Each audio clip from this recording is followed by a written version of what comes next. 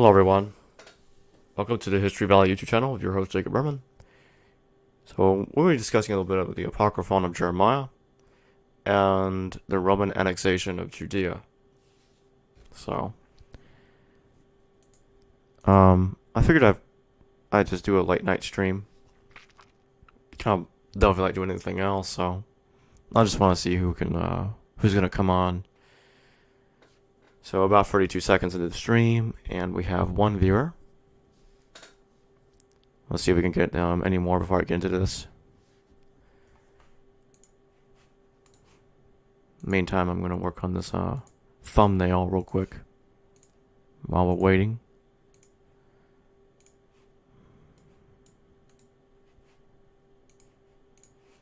Still only one viewer.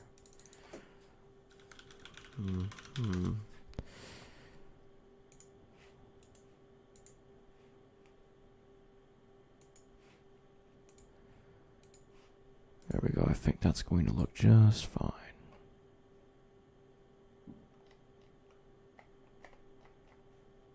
Let's see here. Still only one viewer.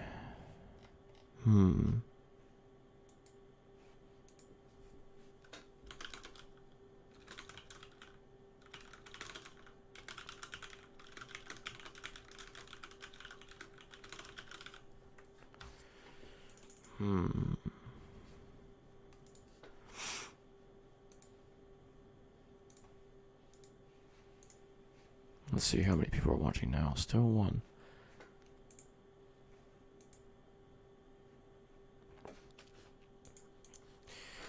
If anyone has any questions, throw some in the live chat. Meantime, I'm going to go ahead and get started. Okay, so basically this video is about dating the scrolls, and well, quite frankly, I should probably have titled it Dating the Dead Sea Scrolls, because that's kind of what this is about anyway. But we'll get into the Apocryphon of Jeremiah first, because that is the title of the video anyway. The Apocryphon of Jeremiah and the Roman annexation of Judea. So according to the Apocryphon of Jeremiah, it says that an army of Gentiles led by, well, quite frankly, it says a king will, a blasphemous king will rule Israel during this time. And it says that that this army of Gentiles would not only conquer Israel and defile the temple, but that they would also conquer Egypt at the same time. Now, there's only one period in Jewish history where something just like this happened, where an army conquered both Egypt and Israel at the same time, practically, or almost at the same time. And that was Rome. So obviously the Apocryphon of Jeremiah is referring to Pompey's army annexing Judea, which occurred on 63 BCE, and no earlier than that. Now,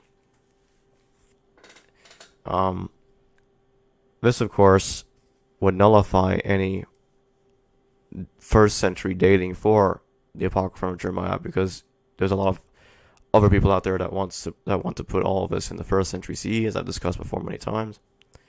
And in the long run, I've always been against that idea of putting these sectarian documents in the first century CE. Of course, some of them have been redacted and material from the first century CE has been added in them, but that doesn't really prove their point. It just means you have Jewish redactors in the first century CE during the Jewish revolt adding material on the scrolls already written down 1 to 2 centuries before the events of the Jewish revolt against Rome. So quite frankly, I mean, it doesn't prove their case at all. Now, of course, as I've discussed before, James and Paul and Ananias may have been hinted in the first 10 columns of Habakkuk Pesher, which were not originally there when it was written in the early 1st century BCE, obviously. That material was added in there by a later redactor. Probably one of Paul's opponents. I suspect Cephas was behind it. I'll discuss why I think that later. Of course, then you have the Damascus document, which was written about 40 years after the teacher of righteousness was killed. Not killed, I mean, died of old age in its exile. Um, so later on says, "Hi guys, hey later on, how you doing?" Probably not many people are coming on right now. Oh, actually, we got 3 more. Well, what do you know? So, the Apocryphon of Jeremiah. Let me whip it out. Let me see something here. So, the Apocryphon of Jeremiah was written in multiple fragments, which leads me to the suspicion that it was written by multiple authors. Let's see if I can find it, because I had marked it.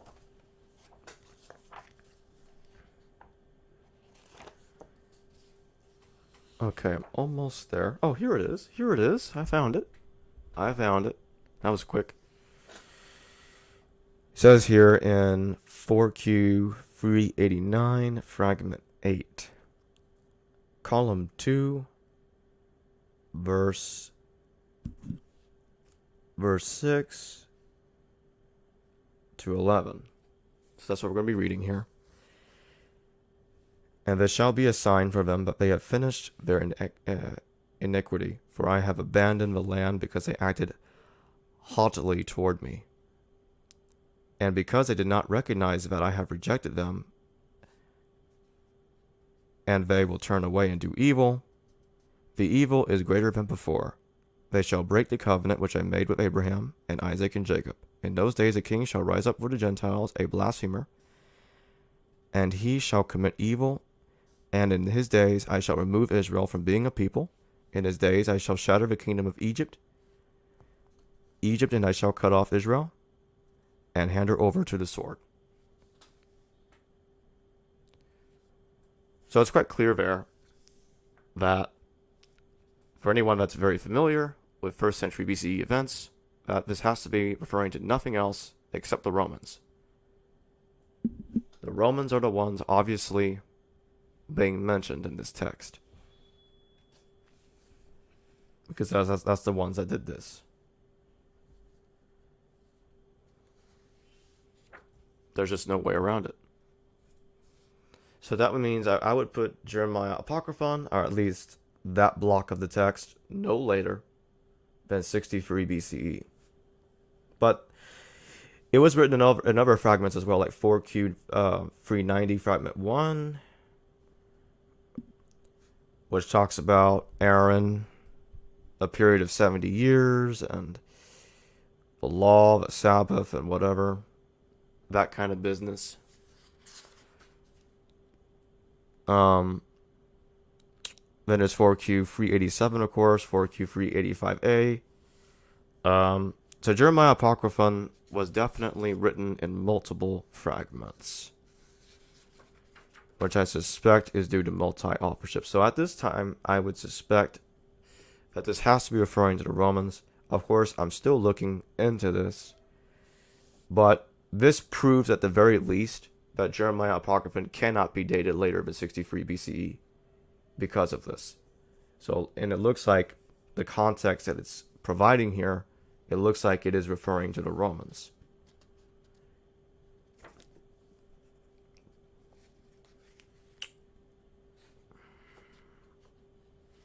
There's just no way around that. So that being said, let's go to the commentary on Psalms, also called Psalms Pesher. And it mentions here, this refers to all the wicked at the end of the 40 years. When those years are completed, there will no longer be on the earth any wicked person. Now, if we go to the Damascus document,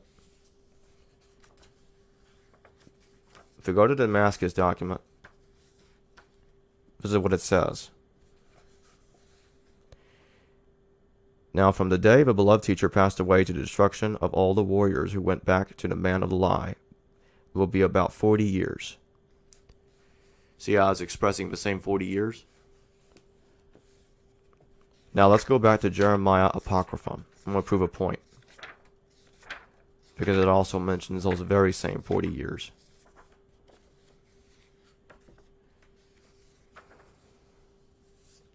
Here we are.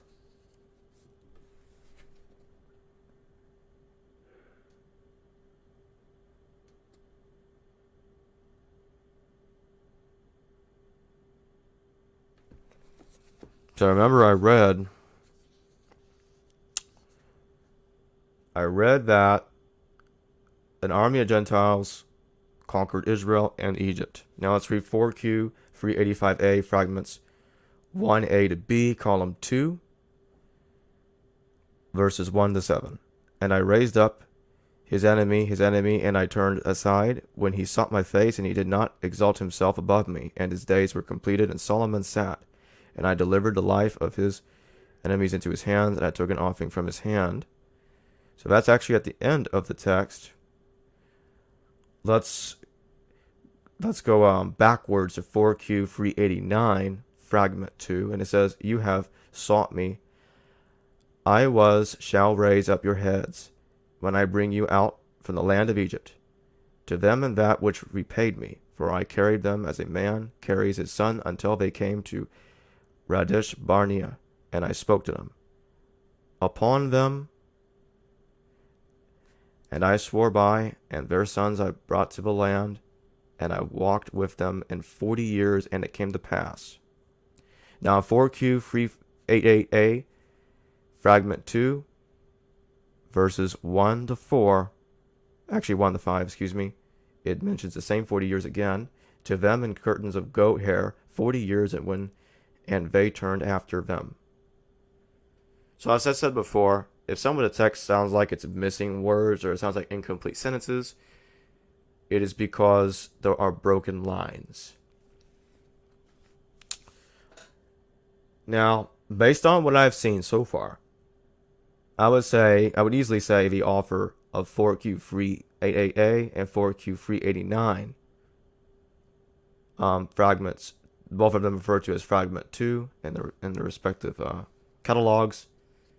It looks like it's the same person that wrote Sounds Pesher, including the Damascus document. That would easily put that section of Jeremiah Apocryphon in the 2nd century BCE, that is.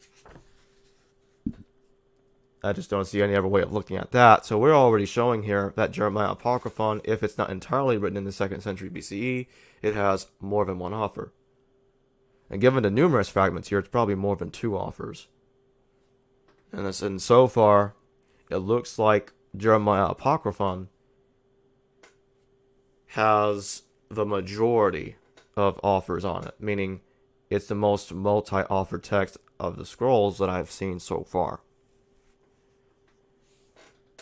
Now, as examined yesterday, it doesn't appear that it appears that Habakkuk, pieces of Habakkuk Pesher, 10 out of 13 columns, dates to the 1st century CE, and so does the final verses in Hosea Pesher.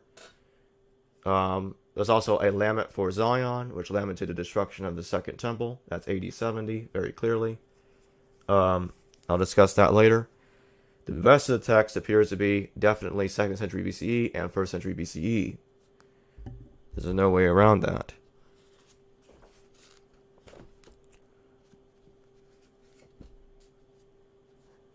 That's why I say it's important to let the text date itself.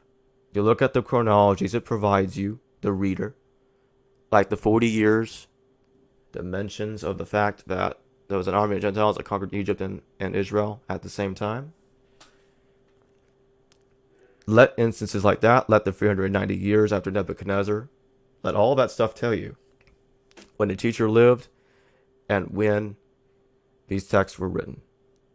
Don't let somebody else tell you, oh, it's just because it's all Pesher, we shouldn't take it seriously. But let's take it seriously and put it in the 1st century CE because it just so happens to parallel somebody in the New Testament. To me, it would take extraordinary evidence for me to even conclude that any of the New Testament characters were mentioned in the Dead Sea Scrolls. And the only person that provided that extraordinary evidence to my satisfaction is Professor Robert Eisman, in the sense that I have to say that Habakkuk Pesher was redacted and that the teacher of righteousness was rewritten to parallel James, Paul, and Ananias ben Ananias in the Habakkuk Pesher only. Nowhere else in the scrolls have I seen this occur. So Habakkuk Pesher went through a redaction. But if anything, that led me to the conclusion that James is the parallel successor to the teacher of righteousness. He is not the teacher of righteousness himself. It's because that just wouldn't make any sense.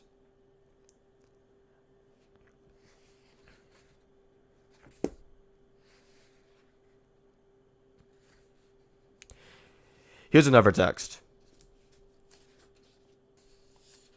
It's called A Vision of the Son of God, 4Q246. Let's take a look at what the commentary has to say here, because it makes a good point. It says here, the historical background of this text may well be the persecution of the Jews under the Syrian tyrant Antiochus IV in the period 170 to 164 BCE. This ruler's chosen second name, Epiphanes, means Greek for appearance, encapsulated the notion of a human being, a king as God manifest. Such human pretensions to deity have never been welcome in Judaism and were condemned out of hand in the prophecies of Isaiah 14:12-21 and Ezekiel 28:1-10. Jesus' claims to more than human status were likewise rejected by his contemporaries. We would stone you for blasphemy because you, though you are a man, are making yourself God. John 10:33. A similar distaste for claims of divinity seems to animate this fragmentary prophecy. Let's read. Column 1, verses 1-8. A spirit from God rested upon him. He felt before the throne. O King, wrath is coming to the world, and your years shall be shortened. Such is your vision, and all of it is about to come unto the world. Amid great signs, tribulation is coming upon the land. After much killing and slaughter, a prince of nations will rise, the king of Assyria and Egypt. He will be ruler over the land, will be subject to him, and will obey him. Sounds like that same person that wrote this text is also the same person that wrote some pieces of Jeremiah Apocryphon, or the Apocrypha of Jeremiah.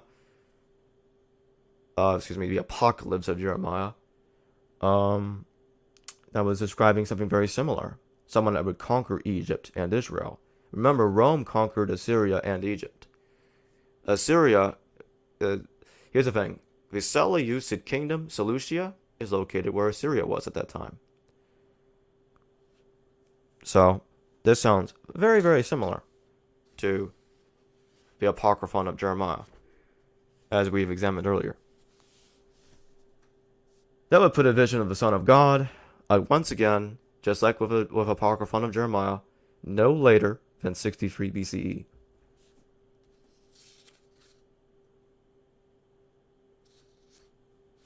And it sounds like it's being written after the Seleucids were conquered by the Romans, because while it tries to sound prophetic, as it's typical of prophecies that are written after the fact, it is also showing knowledge that it is aware that another army of Gentiles had conquered the Seleucids and the Egyptians. It is possible that this was written shortly before, probably a few years before Jeremiah Apocryphon, but the safe thing to say is it's no later than 63 BCE, because that is definitely the case.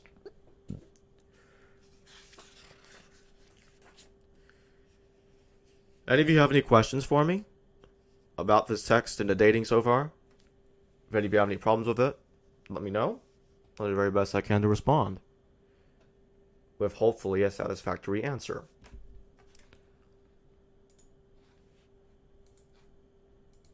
Any questions from anyone? going to take a look at something right now while I wait. Any questions?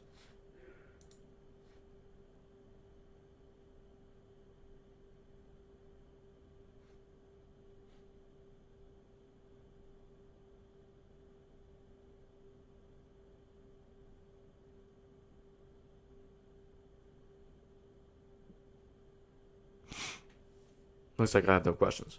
Okay. Does no one has any questions? Well then, it looks rather clear here.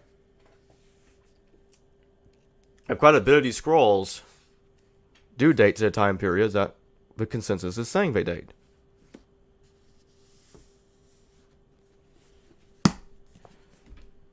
And so far, in these series of videos that I've done, in which I've gone through the scrolls, all of you see what I'm reading, all of you hear what I'm reading. Y'all see the evidence unfolding. It is clear that the dating of these scrolls to the 1st century CE has been greatly exaggerated.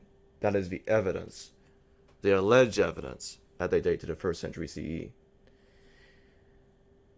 And the other thing is, this book here, it has pretty much all the sectarian documents, a new translation, the Dead Sea Scrolls, translated and with commentary by Michael Wise, Martin Abegg Jr., and Edward Cook.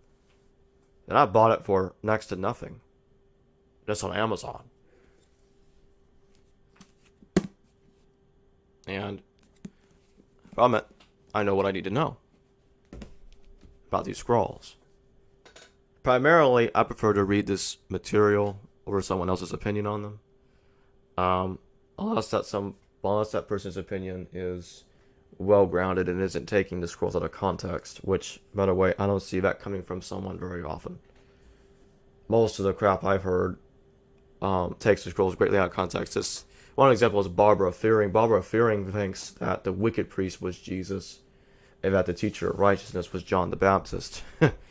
Like Jesus and John were enemies. Well, if you think about it, Paul's historical Jesus, that is King Bazos, him and John certainly would have been enemies. In fact, I mean, it's not hard to guess that they were, but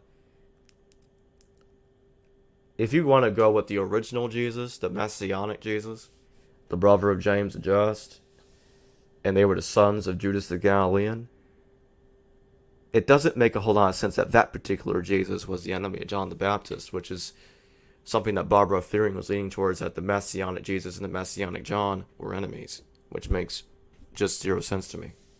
Of course, I'm sure she probably thought the wicked priest executing the men of war executing the wicked priest has something to do with the Jews executing Jesus, as portrayed in the Gospels. But we know the Gospels are xenophobe.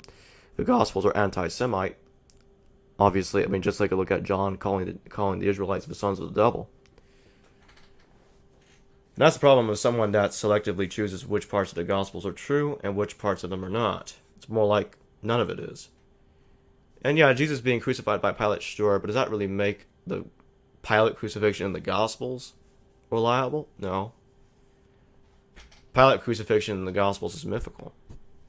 3 guys being crucified before Pilate in, 33, 30 AD, whatever was supposed to happen in that time, according to the Gospels. Yeah, somebody called Jesus was crucified by Pilate. I'm certain of that. As any other, I mean, just like other scholars are certain that somebody was crucified during Pilate's 10-year reign, called Jesus. But 2 men weren't crucified beside him that we know of, and Joseph of Arimathea certainly didn't take him down from the cross. Because of those part of the story, that part of the crucifixion didn't happen until AD 70. But that was about someone else. Someone else totally different, and is not the same person as Jesus. That is abundantly clear to me. Abundantly clear to me. And I can't see any other way to explain this. And I've been as open-minded as I could about the idea that Jesus was mentioned in the Dead Sea Scrolls. But the more I research this, I mean, seriously, this is, from what I read, I mean, I'm reading all of this to y'all. Does that look like it's got Jesus in there? Doesn't look like it to me. Remember, if anyone tells you, oh, it's because the scrolls mentions Yeshua, Yeshua means is Hebrew for salvation. I mean, the teacher of righteousness, the historical one, back in 176 to 172 BCE, he was called Yeshua. That's the reason why it calls him that. It has nothing to do with Jesus in the 1st century CE. Nothing to do with him at all. So that's something else I wanted to bring up. And that's why I remain unconvinced that Jesus is in the scrolls. The Damascus document doesn't help. I can say it until I'm purple in the face. The Damascus document tells you 410 years after Babylon put Israel into captivity in 586. 586 BCE, when the first temple was destroyed. And we know that because it says 390 years after, followed by 20 years of wandering. That's 410 years, and then the teacher shows up. That's 176 BCE. When you subtract 410 from 586 BCE, you get 176 BCE, which is the year that Yeshua, also called Jason, the Zadokite, was appointed high priest, and he was the last Zadokite high priest, which is exactly how a Dead Sea Scrolls portrays the teacher of righteousness. He is the last righteous high priest. The last one. That's why I say the teacher. Now, someone might say, oh, there's more than one teacher of righteousness. No, actually, no. Not really. This is the guy. This is the guy. And you might have other people being compared to him later, but that doesn't matter. This guy is what matters. This is where the Qumran sect comes from. It's come from that guy right there. In the 170s BC. Don't let anyone else tell you different. Don't let anyone else tell you different. Look at the evidence yourself. Don't even listen to me. Read the Damascus document. Read it. Look it up yourself. If you don't want to read the whole thing, look up 390 years in the Damascus document. Look that up. It'll take you 5 minutes to realize I'm right. 5 minutes. Look up the 20 years and 390 years. It can't be referring to anyone else, any other teacher of righteousness, except for someone living in the 170s BCE. There can be no other time period except for that time period. Regardless of whatever redactions that Kephas did to the Habakkuk Pesher, it is referring to someone that lived in the 170s BCE. End of story. End of story. All right. 27 minutes of rambling on this. I think that's enough for tonight. Anyway, I'll see all of you later. Thank you for watching. And if you haven't done so already, please subscribe and share this video with your friends as well. And if any of you wish to go further than that, and if any of you want to support this channel financially, check out the Patreon, check out the PayPal, or Super Chat in future live streams. And I'll see all of you later. Thank you for watching.